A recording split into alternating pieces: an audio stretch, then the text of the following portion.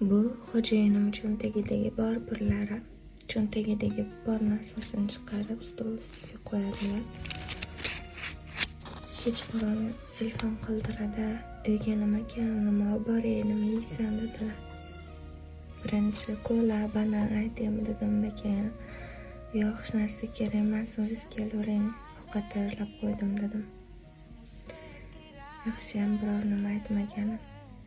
Erkak kishining cho'ntagida bor puli bo'lsa ham baribir oilamga qilaydi ekan. Bor pulini oilasiga sarflar ekan. Ba'zi ayollar erkak kishini boshqacha tushunadi. Endi hammada har xil vaziyat bo'ladi-ku. Cho'ntagi ba'zida to'la turadi, ba'zida shunaqa holat. Ahvol emas, qarzlar so'ralar.